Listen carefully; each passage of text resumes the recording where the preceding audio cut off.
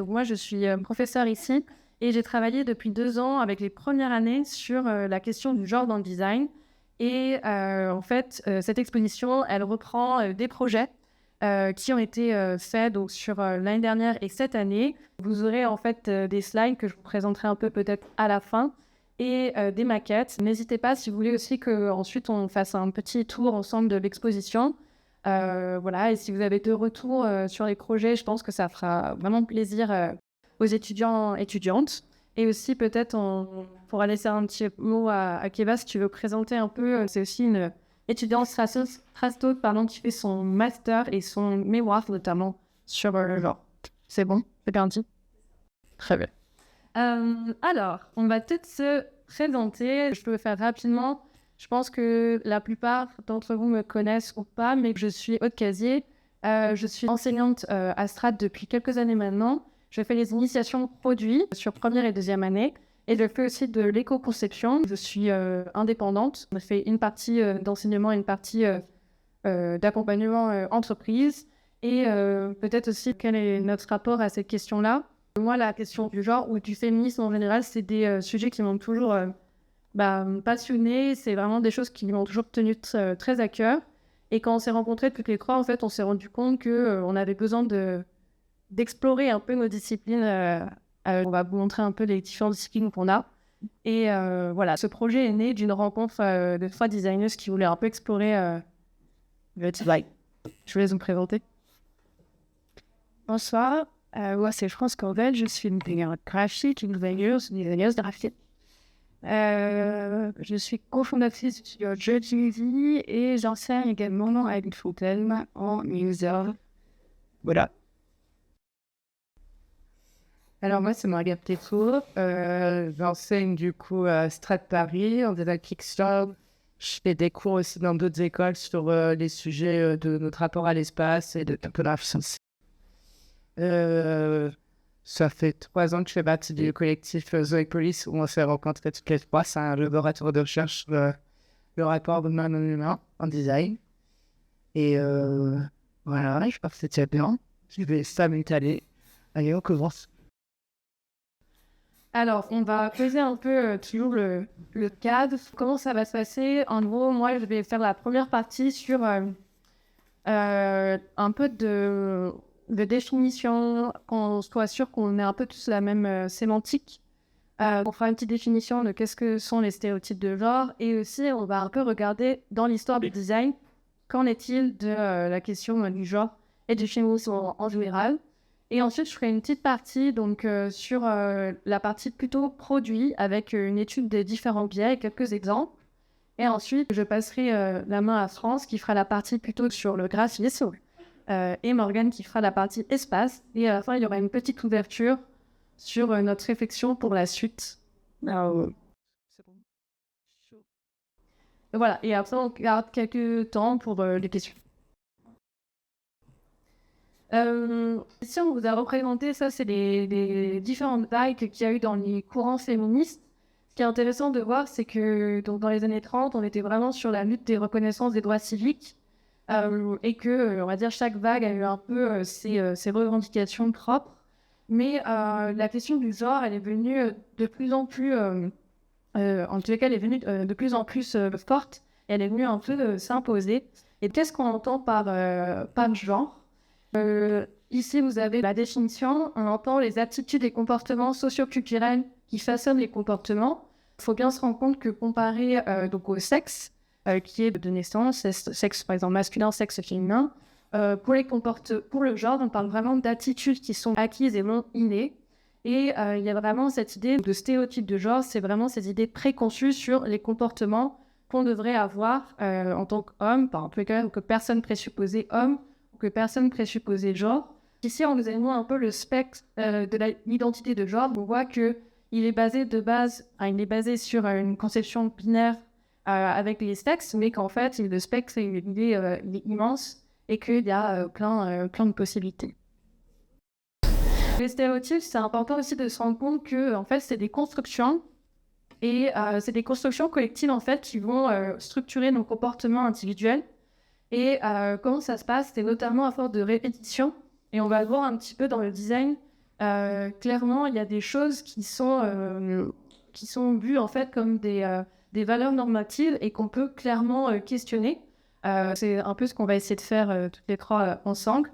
Là, voilà, je vous ai mis cette petite image. Par exemple, je suis une fille, je devrais aimer le rose et les paillettes, et je suis un garçon, je devrais aimer le foot et les steaks. J'ai vraiment choisi des exemples très clichés. Pourquoi est-ce que c'est important de parler de stéréotypes, et notamment dans le design? Parce que, en fait, les stéréotypes, ils sont directement liés aux inégalités et aux discriminations. Ici, je vous ai mis le schéma du laboratoire de l'égalité, et on voit que les stéréotypes, ils légitiment les inégalités, qui inspirent les discriminations et qui renforcent les stéréotypes, et vice-versa. On est vraiment sur une idée de cercle vicieux. Et en fait, si on veut réduire les inégalités, et notamment les inégalités sociales, clairement, il faut lutter contre les stéréotypes, et ça passe notamment par une prise de conscience à l'intérieur des différentes disciplines. Petit rappel, ça je le montre à chaque fois aux étudiants et étudiantes. Qu'est-ce que c'est les discriminations? Là, ici, vous avez les discriminations qui sont reconnues au niveau de l'État français. On voit qu'une personne, elle subit des discriminations s'il y a un traitement moins favorable, ou des vulnérabilités, une mise à l'écart et une atteinte à la dignité ou à l'intégration. On voit qu'on peut être discriminé pour plein de choses différentes. Ça peut être pour le sexe, le genre, l'âge, les opinions politiques, sa sexualité, sa précarité, sa situation de famille, le handicap, des prétendues races, une ethnie, une langue, des origines. Voilà, il y a plein de choses qui peuvent rentrer en compte.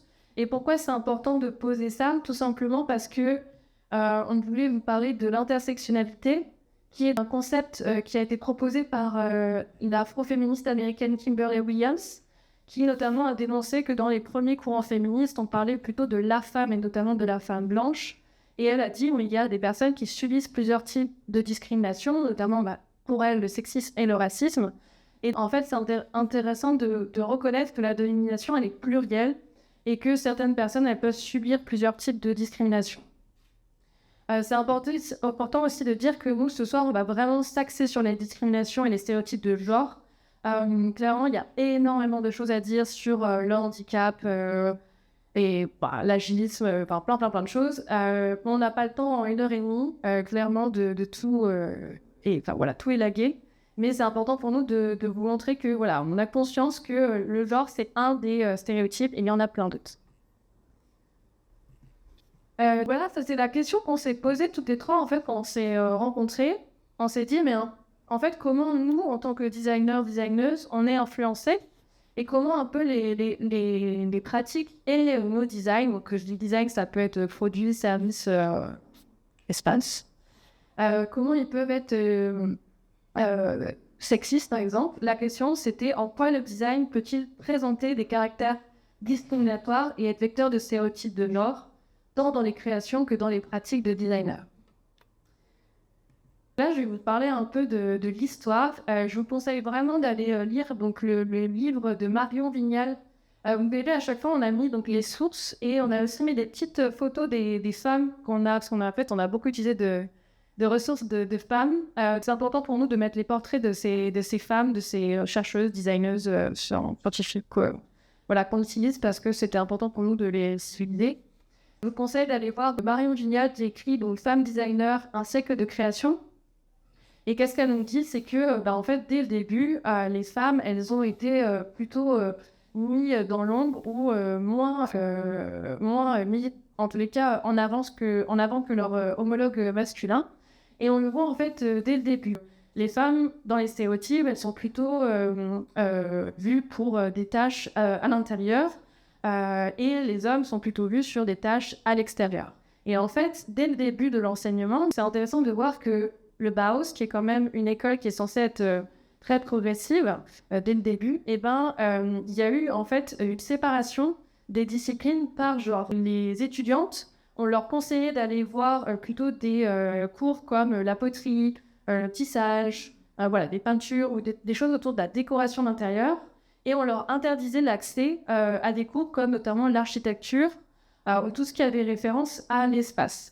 Et en fait, il y a, dans ce livre, c'est assez intéressant parce qu'il y a énormément de correspondances des professeurs Et là, je vous ai mis un petit exemple de Joanne Hinton qui disait que les femmes présentent une certaine faiblesse dans la visualisation tridimensionnelle et doivent en conséquence se consacrer à l'étude des surfaces à 2 dimensions. On voit que dès le départ, même dans une école qui se voulait très, encore une fois, progressive, on avait des classes qui étaient séparées selon les genres, des professeurs qui avaient aussi des réflexions quand même assez...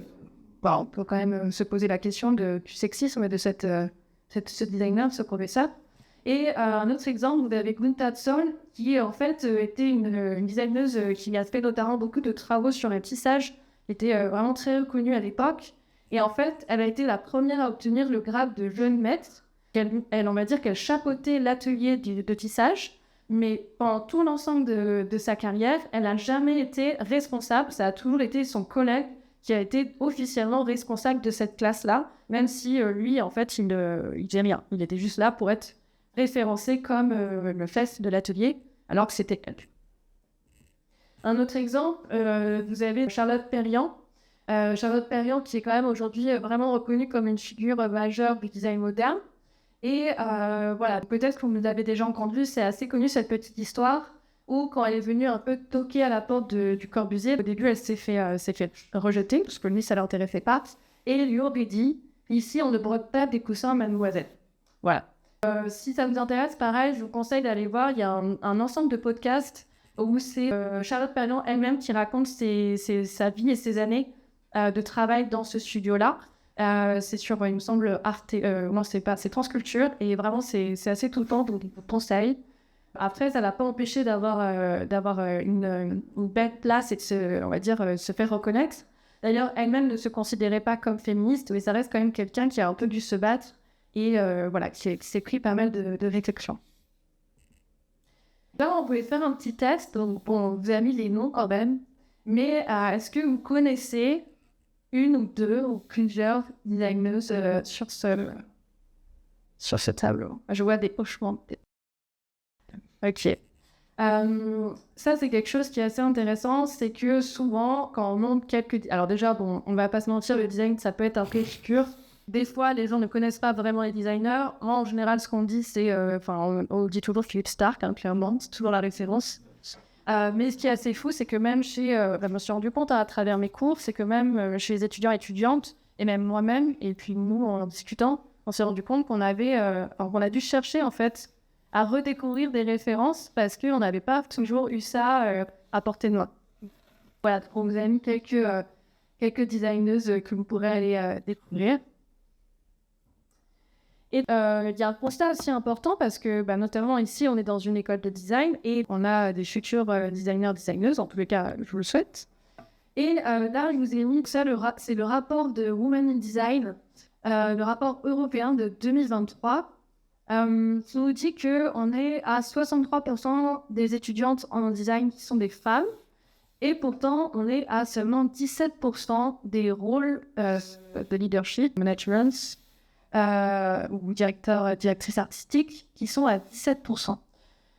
Du coup, c'est vrai que c'est intéressant de se poser la question, mais où sont les designers? Où est-ce qu'elles par où elles passent? Un autre chiffre très intéressant, c'est que, vous voyez, en 2021, 23% des designers européens étaient des femmes.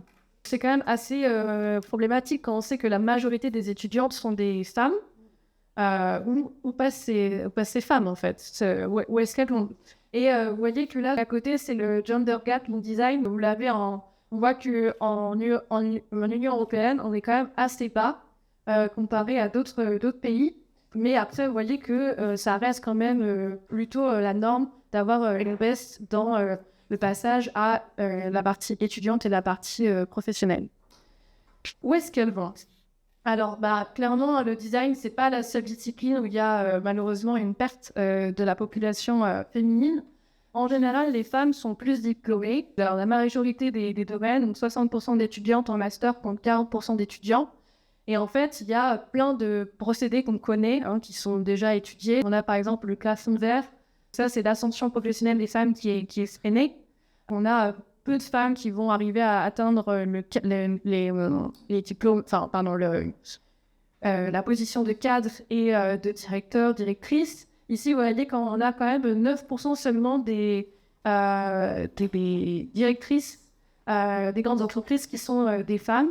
Et bien sûr, tout ça, c'est lié avec beaucoup de choses. Il y a beaucoup de facteurs, je ne vais pas tous les citer, mais il y a notamment en fait, le fait que les femmes, souvent, sont les premières à faire des jobs à mi-temps. Vont aussi, du coup, mettre des fois leur carrière derrière, par exemple, l'articulation des vies de temps, vont plutôt mettre en avant leur vie personnelle, la gestion des enfants, et bien sûr, ça peut être bien sûr le travail domestique et, comme je vous disais, le temps partiel. Et un graphe qui est quand même assez affolant, je voyais ici, on a les junior designers, je ne sais pas si vous voyez ici, et là, on a les creative directors, et on voit qu'on est à 64% des femmes sont bleu foncé, 64% des femmes, et on voit que cette courbe dégringole à 9%. Vous voyez, on retrouve à peu près le chiffre que je vous ai montré sur l'ensemble des domaines. Hein. Le design n'est pas, voilà, spécifique à cette discipline-là, alors qu'on voit que pour les hommes, c'est plutôt l'inverse. Bien sûr, il y a plein de facteurs, les facteurs sont multiples, mais par contre, ce que je voulais aussi vous pointer du doigt, c'est qu'il y a aussi des différences dans les disciplines. On voit que, par exemple, dans le produit, l'industriel souvent a une connotation un peu plus dite masculine, qui est souvent associée à l'ingénierie. Moi, j'ai assez peu d'étudiantes, d'étudiantes qui étaient avec moi, qui ont fini designeuse industrielle. Là, vous voyez qu'on est seulement à 5% de designeuses industrielles. Alors, ça ne veut pas dire qu'il n'y en a pas, ça veut peut-être juste dire qu'elles ne sont pas référencées. Et on voit des différences, par exemple, pour tout ce qui est design textile, où on a quand même plus de femmes. Et par contre, l'architecture, on en a facilement plus d'hommes. Et ça vient notamment, peut-être Morgane en reparlera, que l'accès à l'architecture a été longtemps l'idée pour les femmes. C'est quand même des questions qui sont importantes à se poser, parce que moi, en tant qu'enseignante, ça me fait un peu peur, parce que c'est des choses que j'ai pu observer aussi sur le terrain. Quand je pense un peu à toute ma classe, quand je regarde un peu qui travaille encore dans ce milieu-là, il n'y a pas tant que ça de personnes, et notamment pas tant que ça des femmes. Là, on est sur... donc, on voulait poser nos 3 disciplines. Comme je l'ai dit tout à l'heure, donc moi, je vais partir plutôt sur la partie produit industriel. France, ce sera plutôt graphisme et typographie. Et espace pour Morgane. Je voulais quand même parler de ce travail-là qui est vraiment très intéressant. Ça, c'est un travail j'espère que je ne vais pas écorcher son nom, il s'appelle Mark Van Prostich, je ne sais pas comment ça se prononce, qui a travaillé sur les clés de genre dans le design, et je vais un peu les utiliser pour analyser notamment le produit. Qu'est-ce qu'elle nous dit? Elle nous dit que, en fait, même si le design n'est pas intentionnellement discriminant ou sexiste, par exemple, ça ne veut pas dire qu'il n'y a pas des politiques intériorisées, aussi bien pour les créatifs que pour les conceptions. Elle parle de différents biais. Alors là, c'était en anglais, moi j'ai traduit, elle parlait de biais normatifs, donc autour des normes, des biais autour des associations, et notamment autour des associations d'idées et d'esthétique, et les biais autour des usages. Des usages notamment liés au comportement des genres. Petite question, ça je vais montrer un peu aux premières années, s'il y en a parmi vous, vous les verrez. Est-ce que cet objet a été conçu pour un genre, et notamment est-ce qu'il a été conçu esthétiquement pour plaire en fonction d'un genre?